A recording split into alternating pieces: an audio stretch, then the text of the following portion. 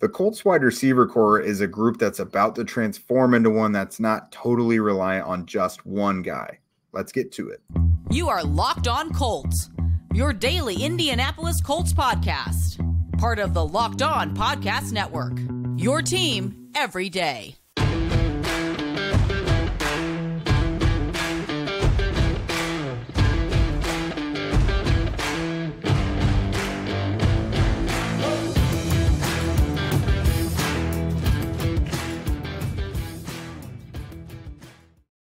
Hello. Thanks for tuning in and making us your first listen of the day. This is your daily podcast covering your Indianapolis Colts, part of the Locked On Podcast Network, your team every day. I am Jake Arthur. This sweet soul is Zach Hicks. You know the two of us from horseshoehuddle.com. I'm your resident credentialed media member, bringing you the latest hot takes and scoopage from the Colts facility. And Zach is the roughest, toughest film guy in the market. Yes, that's a great way to say it there. But yeah, if you guys love my film stuff, obviously I'm concluding the Empty Theory series this week. And then starting next week, I think the next series is going to be the +1 quarterback series. So I'm excited to get into that. I'll dive into more details, obviously, when the series releases, but it's going to be titled something around the lines of +1 quarterback. I like it because that'll probably also unintentionally draw in some of the fantasy crowd. There we go. But on today's show, we are going to continue our series where we look through each Colts positional group and kind of give you the biggest headlines and storylines from them. Today, we move on to the wide receivers. The Colts love to carry a million guys throughout the offseason. It kind of makes the competition rise to the top. And sometimes you see a guy who's on the bubble rise up and earn a spot come preseason. So you do have you at least have two pretty clear starters with the Colts here, starting with Michael Pittman Jr. and Alec Pierce on the outside. And then the slot position is a little more up in the air, but I think you and I are both pretty comfortable saying it's Josh Downs' job to lose by the end of the year. Yeah. By week 18, Josh Downs will be the starting slot receiver.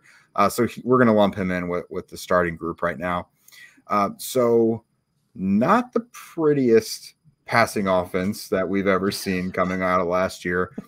Michael Pittman followed up a really great, potentially Pro Bowl caliber season 2 years ago, his first 1,000-yard season. He was knocking on the door of some major milestones. He finished with 99 catches for 925 yards and 4 touchdowns last year. So he just missed 100 catches, just missed 1,000 yards. Probably more consistency at the quarterback position would have helped. He also missed a game, so he just missed those individual goals. Alec Pierce probably produced maybe a little more than a lot of people thought, given how raw people thought he was, and that he was probably a one-trick pony as an athletic go-get-it receiver. But 41 catches for 592 yards and 2 touchdowns for him. That's pretty good. You want him around that 15 yards per catch mark. It's good that he got in the end zone a couple times. He helped win them the Jaguars game at home. So I like the Colts receivers on the outside. Yeah, we won't talk too much on Josh Downs because I feel like we've done a lot of podcasts on Downs lately. So we'll kind of focus here on Pittman and Pierce. But talking about Pittman, he's such a fascinating player because he's in that realm of, I don't want to lose him. I don't want him gone. Mm-hmm. I don't want him to play for some other team because I think he is a valuable player. He catches a lot of passes. He's really good over the middle of the field. He creates after the catch in a really unorthodox type of way where it's not like, he's not going to make guys miss after the catch, but he's going to run through players. And he just knows how to weave through traffic and be like a running back in the open field. But there were so many inconsistencies last year. I know a lot of it comes down to the quarterback play. Matt Ryan, Nick Foles, and Sam Ehlinger were not the greatest players throwing the football, but there were just moments where it's like, oh, we needed a catch right here. We needed a conversion. And Pittman Jr. had a catchable ball come his way and he couldn't do it, And I think the biggest example is the end of the game against the Washington Commanders. Sam Ehlinger rolls out of the pocket and throws a dart, like an absolute dime. Probably the best pass Sam Ehlinger has ever thrown his entire career. Rolling away to his left, 30 yards down the field, hits Pittman Jr. right in the hands. and it flips right through his hands and it's incomplete. And that would have put them close to field goal range with about 20 seconds left, and they could have maybe won that game. Obviously, thankfully, we didn't win that game so we could get Anthony Richardson, but I digress a little bit here. But Michael Pittman Jr., I think he needs to take that next step from, like, I feel like he's comfortably in that realm of low-end wide receiver 1, high-end wide receiver 2 in terms of roster building right now, where, you're not going to rely on him like you do in A.J. Brown, where it's like, go get it. You're going to be like, if I need a win right here, I'm expecting you to beat that defender, get open, and I'm going to give you the ball, and you're going to make a play for me. It's more of like, yeah, he can do that, but I don't know if he's going to, like it's a little bit iffy. So I wanted to see him take that next step. Obviously, the numbers are great. The flashes are great, and he does a lot of good things for your offense, but I just want to see him take a positive step forward this year. I don't even need it to be like a 1,500-yard receiving season or anything like that. It's just more consistency, more efficiency, more when it comes to getting first downs off of third down, going to him and him being your go-to player.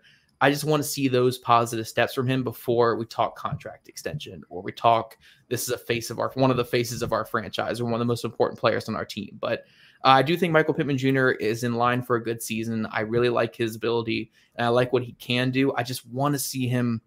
I want to see it finally come together for him. Like it's close. It's on the precipice of being a really good wide receiver. It's just, can he get over the hump? Will he become a T. Higgins, or will he become a Kenny Golladay? Will he go down or go up? It's kind of a really interesting thing with him, but I'm excited about him. I think he can be good with Anthony Richardson, but I want to see him take the next step. And then I'll let you talk in a second, Jake, but talking about Alec Pierce, yes, the one-trick pony stuff, I think, did kind of show its head a little bit last season. He did predominantly win down the field and in the vertical game, and the flashes were amazing.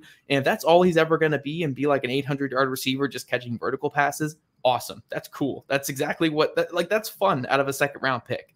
But you obviously want to see him take that next step and win in more efficient and more effective ways than just down the field. So there's another step that he could take, obviously, going into year 2. I think getting an offensive play caller like Shane Steichen with him, where it's going to be more vertical shots, and then obviously getting a big arm quarterback like Anthony Richardson that wants to throw the ball down the field is going to be great for him. But I would like to see him round out his game a little bit more. So both those guys, I'm excited about Pierce. I'm excited about Pittman Jr., but I want to see them both just take a positive step forward with a more intriguing, young, explosive quarterback. I want to see both of those guys take that step forward and make me feel better about this wide receiver room. But I do like both those guys. I think they can.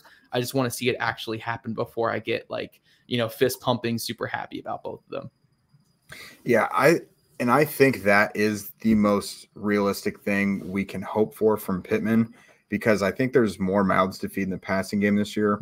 So it's hard to say that his numbers are going to increase. I don't see him getting 99 catches again this year, because the ball just has to get spread out more, and you're dealing with a quarterback who's probably not going to be passing as much as they did.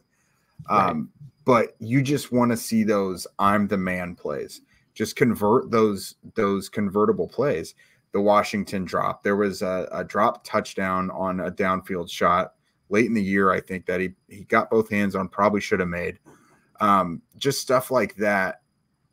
You just have to make those plays. And again, doesn't even have to hit 1,000 yards, doesn't have to get 85, 90 catches, but just showing that you are the clear number one receiver that can be relied on and win those matchups. That is the next step for him for sure. Yes. Pierce, I'm very intrigued to see what Steichen is going to do with him, just because I just loved the things I saw happen with Devontae Smith last year, and I just keep picturing that type of role. Not that volume by any means. I do not see that, because Smith had a great year last year, but just stylistically and the things that you can do with him, those contested downfield plays. Pierce is going to be lengthier than almost every guy he lines up against. He's going to be faster than a lot of them too.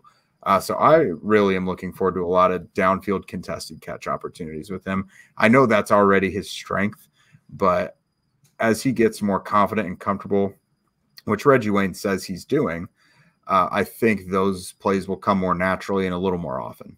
Yeah, and one thing I'll say about Josh Downs, because I want to give him his flowers a little bit here, just having that quick win, that separator, and in my eyes, the Devonta Smith there. So we'll actually have another podcast, obviously, later talking about our comparisons. I see Pierce more as a Mike Williams type, but I don't disagree with what you're saying when you compare him to Devonta Smith when you explain it out like that. But just having that guy that you can line up backside 3x1s, or you can line up on an island in the slot or something like that, that can win and get open like Josh Downs can, I think is a massive part of this offense and a massive part for the quick passing game. So Josh Downs, again, we've talked a lot about him on this podcast. We don't want to spend too much time on him here, but I think there could be a really big role for him this year. And it wouldn't shock me in the slightest if he ends up with the most catches in this wide receiver room this next season. I think it's probably going to be Michael Pittman Jr., but Downs could push 60, 70 catches. And it wouldn't shock me at all. Yeah, we'll have to see. Next, who are these rotational receivers and what should we expect from them? But first, a word from our friends over at Built. If you guys are looking for a delicious snack but don't want all the sugar and calories and BS, then you need the best tasting protein bar ever, and that's Built. If you're like us, you want to make healthier snack choices, but you don't want to compromise on taste, then we've got just the thing for you. Built bars and the puffs are healthy, taste amazing. You won't even know that they're good for you.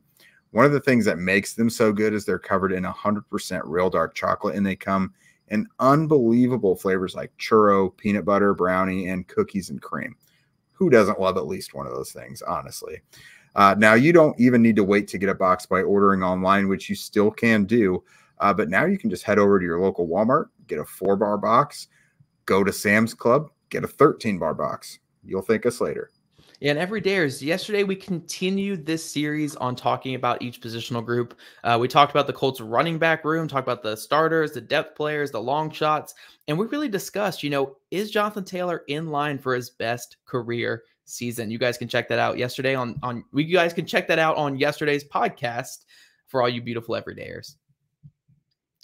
All right, Jake, so we're diving into the depth players here, and I think of these depth players behind those top three, I think there's only one absolute lock, and that is Ashton Dulin. Ashton Dulin is 100% making this roster. I really cannot imagine any scenario whatsoever where he is not on the team next season. Like I feel extremely confident saying when I'm looking at this Colts roster and just penciling guys in who are like definitely making the team, Ashton Dulin is one of those guys. The other guy who I think has a good chance at making the roster is Isaiah McKenzie from Buffalo. Just from what he can do as a pass catcher, from what he's done in his career, and what he can also bring as a punt returner, I think Isaiah McKenzie's got a really good chance as well. So talking about these two players, man, I don't know who's going to get more playing time between these two. It's going to be really interesting because obviously injuries come into effect and just what these guys can do in the offense. But I think both these guys have a really clear avenue for playing time in certain packages and roles for the Colts offense. Yeah, absolutely. Because I think McKenzie will probably get the first shake at being the slot. And then, of course, he's going to compete for the returner roles as well. But Downs is going to have the same thing. It's like he was out there returning punts during rookie minicamp. Like we've already discussed, the future of the slot position there as well. He's really got his job right now is to keep this kid fended off, because one big area, reliability. Downs catches everything. In the last 3 years, he's got over 200 catches at UNC. McKenzie, drops haven't been an enormous problem of his past, but last year it was pretty rough.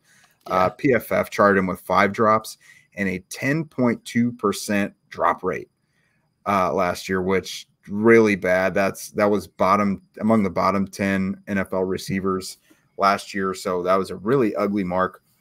You got to bring the ball in when it comes down to it. You can have all the talent in the world after the catch or, stretching the field. But if you can't make the catch, then you're just not going to get playing time. So I think that'll be a big factor. But with that being said, McKenzie saw a lot of playing time last year in a prolific offense like the Buffalo Bills, had career highs, 42 catches, 423 yards, and 4 touchdowns. So those are kind of far and away his best numbers. But again, that's a pretty good passing offense that he just came from. Yeah, another thing to know with that too is Ken Dorsey's a very big proponent of spreading the field and attacking vertically, attacking at different levels of the field with athletic receivers. And that's what Isaiah McKenzie is coming from with Ken Dorsey there in Buffalo over to Shane Steichen's offense, which is a very similar type of mindset where we want to spread everything out. We want to let our athletic quarterback be an athletic quarterback in multiple ways, whether it's moving out of the pocket, whether that's running the ball with the athletic quarterback, or just attacking the ball down the field with these athletic wide receivers. It's all about athleticism. And Isaiah McKenzie is one of those guys where he's going to bring this elite level of athleticism to the offense. So yes, I'm not going to sit here and say he's 100% locked because he's not a huge special teamer in terms of like going down the field and making tackles or anything like that. But when you compare him to guys below Ashton Dulin on the roster, which we're going to talk about in our last segment, I just don't think any of those guys can bring the level of speed, athleticism, and productivity that he has throughout his entire career. I think you're going to get a lot of good things out of Isaiah McKenzie. And if he is your wide receiver 5, I still think that's a really productive wide receiver 5 to have on your roster. But talking Ashton Dulin here and why I think he's 100% a lock, because maybe there's like 2% of people who are listening to this being like, whoa, why is Ashton Dulin a lock? Like, they just gave him a pretty good contract for a special teamer. I think it was 3 years, around $10 million contract they just gave him. And while a lot of that is for his special teams ability, like Ashton Dulin showed some growth as a wide receiver last year too. We did see in the couple games that he played early in the year where he was on offense. I want to say like almost all of his catches came on third down, and they almost all came for conversions. Like, he was their most effective third down wide receiver last year. He was efficient, and he had that huge game against Jacksonville when Alec Pearson and Michael Pittman Jr., I believe, both missed that game. He had a really huge game for like 90 yards, like his career best game. Ashton Dulin did a lot of good things last year, and maybe he's just a guy who only gets like 100 snaps on offense next season. Those are productive 100 snaps in my eyes, like, because he's a good run blocker. He's a guy who can get out there and get open when you need him to be. Yes, he has this really weird, like, drunken fist style of pass catching where he looks like it's everything looks awkward and uncomfortable, but he makes plays, like it's the most uncomfortable thing because, like, it looks like every catch is the most difficult catch in the history of football, but he comes down with it. It's not like he's dropping things or making things look terrible. So yeah, it might not always be pretty with Ashton Dulin, but you got explosiveness, you got the speed, you got the separating ability, and you are going to have a top tier special teamer with him. So for anyone who thinks Ashton Dulin might not be a lock, like, this is the prime example of the perfect depth receiver. This is the perfect depth receiver to have in football. And I'm not even saying that just as a Colts guy covering a Colts team. Like, I've covered multiple teams. I've looked at a lot of roster constructions and stuff in the past, and you really can't get better than this in terms of depth player. A guy who can get on the field and still do things when he gets on the field on offense, but you're getting a top tier special teamer at the same time. Like, this is a guy they lucked on getting him as an undrafted free agent years ago. They've rewarded him with a big contract extension, and I'm excited to have him on this team because, again, this is what you want out of wide receiver 4 or wide receiver 5. Oh yeah, you got to be super comfortable with these two as your 4s and 5s. Yeah. And Dulin is almost making himself indispensable in the way that Zach Pascal did, in his last couple of years with the Colts. He hasn't been asked to do the volume of what Pascal did. Because of injuries, Pascal became the Colts' leading receiver for a bit there. But I think, in terms of just being an absolute glue player, a core special teamer, and a really reliable receiver. And I think it was Chris Ballard that said after they signed Dulin, of course he's a great special teamer, but we do like him as a receiver. Yeah. Just last year wasn't charted with any drops. And you had mentioned those tough catches, the clutch catches. He converted 6 of 8 contested catch attempts. That's really good numbers. That means with a guy hanging on you, another guy competing for that ball, you're not just wide open. You came down with 6 of 8 of those. Like that's really good. So although the volume may not be there consistently, like, he does seem to be getting better as a receiver. But next up, we've talked about these two who we really like, the starters who we really like. But how many receivers should the Colts keep, and who should lead the way behind the 5 that we've already discussed? Okay, Zach. So at the top of the show, like I mentioned, the Colts love to come into camp with a gang of receivers. Like, we're only just now getting to Mike Strawn, who has been a summer darling the last 2 years. Man, this is a guy, he's played 192 snaps now. He in terms of playing time and things, he totally dwarfed his rookie season where he disappeared after the first couple games.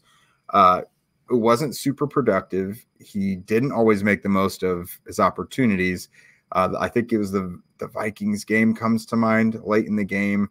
He had some opportunities, just didn't come down with things. But there's a ton of talent there. You can't. He's kind of like Anthony Richardson and Jelani Woods in terms of you can't. There's not a lot of guys that have that blend of athleticism and size. And we've seen scenarios where he has excelled, but when the regular season comes, it hasn't been there. So I don't know about you, but I've got to think this is a make or break summer for him.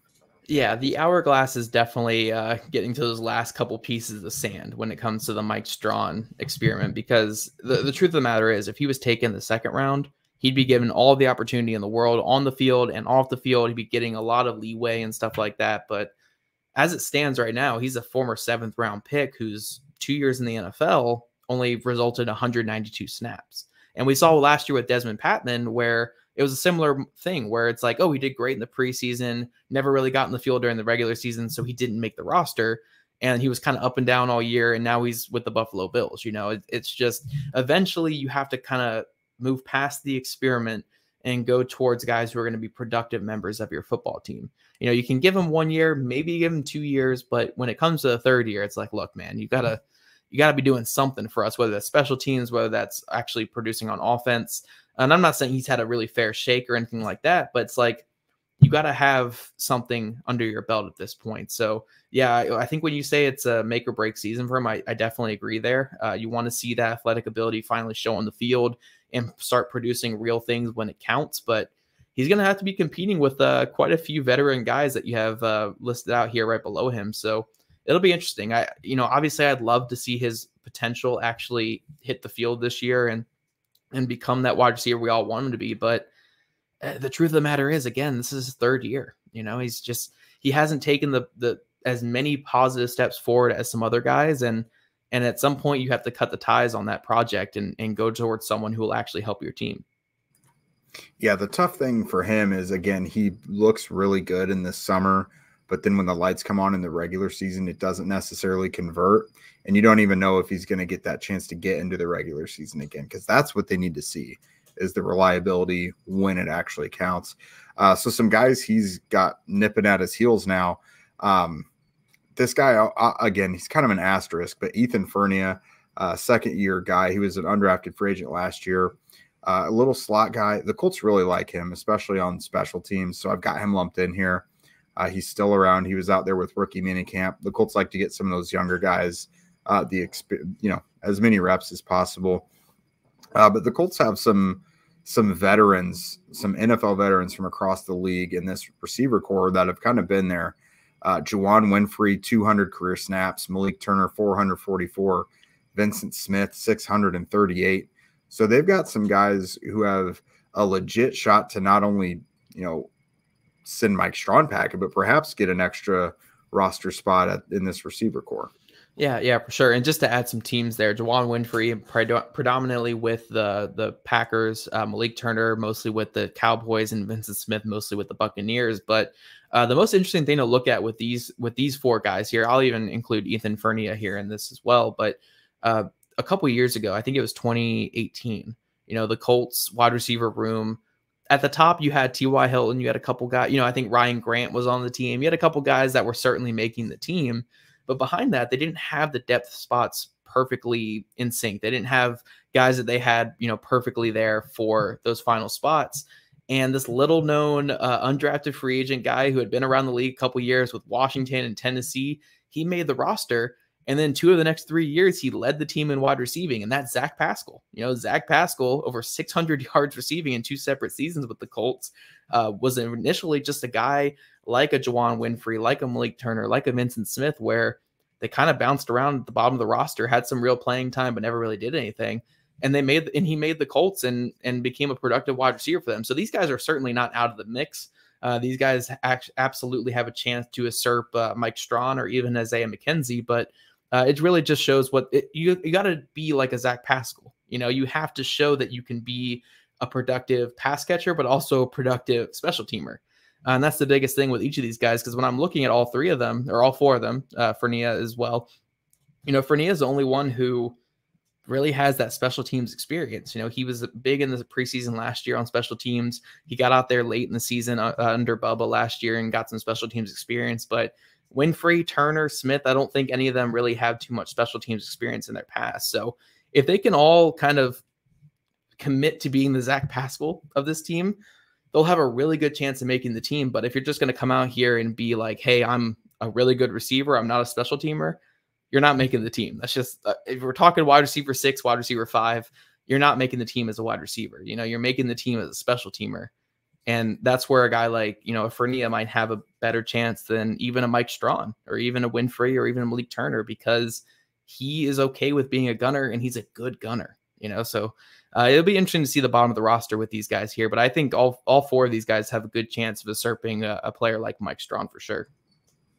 Yeah, the special teams will definitely be the X factor, because we've seen guys stand out like Mike Strawn or Desmond Patman in the past who've had really good summers as receivers, but then you see them on game day and they're inactive every week because they just don't do much on special teams. Well, the biggest thing with that is, last couple seasons before this guy got his big contract that we were just talking about, we always said like, oh, Mike Strawn and Desmond Patman, they're going to push Ashton Dulin off the roster. Nope. But when it came to week 1, who was active? Mm-hmm. Who was active every single week 1? And not even who was active week 1. Who was active week 1 through week 17? It was Ashton Dulin. Mm-hmm. Ashton Dulin was the cockroach who would never die. That's what Ashton Dulin was. And look at him now. He just got a $10 million contract. 3 years, $10 million, or I think it was 3 years, maybe a little over $9 million. And if you were to tell that to any of these guys, Juwan Winfrey, Ethan Fournette, Malik Turner, Vincent Smith, Mike Strawn, that your next contract would be 3 years, $10 million, they would love it. That would be the greatest thing ever for them. But you have to be like an Ashton Dulin. You have to be the cockroach that never dies. You have to survive the nuclear blasts that come down on you, which are these young athletic wide receivers who are pass catchers. That's what Ashton Dulin could always do. He could always just withstand all of it because of his ability as a special teamer. That's what each of these guys have to do if they want to make the roster. Yeah, it's definitely important to the Colts. I mean, it's just critical. I don't know. Yeah. That's what it all comes down to. There's a couple of these undrafted guys, these rookies this year as well, who could, they could threaten some things. You got Xavier Scott, Johnny King, Tyler Adams, and Cody Case. So I know Xavier Scott's a guy you know a lot about. You've talked to him recently. Cody Case was, I think, Tyler Adams as well. But Cody Case was a tryout guy for rookie minicamp, and he caught like a 55-yard bomb from Anthony Richardson. It was the biggest play we saw in rookie camp. And lo and behold, a day later, he signed to the roster and booting off one or two other intriguing undrafted free agents. Yeah, for sure. I'm intrigued by both those guys, especially Cody Case, because I think we talked about him a couple weeks ago. I asked you about him. I was like, oh, I keep seeing Cody Case's name mentioned a lot. And you were like, oh, yeah, he's been pretty good. And he got signed like the next day after that podcast. So I'm excited about Cody Case. I'm excited to see what he can do this offseason. But yeah, Xavier Scott is a player I really am intrigued by because, like I said about Ashton Dulin, that cockroach that would never die, Xavier Scott is a player who can do so many things for an offense and wears so many hats. He can play wide receiver. He can play running back. He's been a special teamer. He's been a high-level blocker the last couple seasons. Like, he's a guy where if you're looking at a wide receiver 6 or maybe even a wide receiver 5, that's what you want, because you want this player where, hey, if I dress him over a 4th running back or over a 5th wide receiver, like, I'm getting 2 positions in one and a special teamer on top of that. So I think he has a good chance. I'm excited to see what he can do in camp. I'm not saying for sure that he's absolutely over Mike Strawn or over an Isaiah McKenzie at all, like not that whatsoever, but I'm excited to see what Shane Steichen can do with him and what he can prove in camp, because I do think there is something there with him for sure. But Jake, before we close out this episode, do you have anything final you want to say here about the wide receiver position? I'm optimistic about this group. I think I'm not going to go anywhere and say this is a top 10 group in the NFL, a top 15 group in the NFL, maybe even a top 20 group in the NFL, but I'm very much intrigued and I'm excited for the future of this position with the guys they have in this locker room. Yeah, I think I like it in general. I like the potential of it. It's kind of boom or bust because Pittman is just about the only guy who's been successful and regularity of the group. But again, you do have guys who have shown a thing or two in here. But you're relying on a lot of guys to take the next step. But you got to keep your fingers crossed that at least a couple of these guys are going to do it. I love that the bottom of the depth chart has a handful of guys with a lot of snaps to their name in the NFL. I think that's going to be important because it gives you a fallback option. Like if you're carrying 6 receivers, at least you've got a guy on there who has 400 snaps in the NFL. Like that seems somewhat safe, I guess you could say.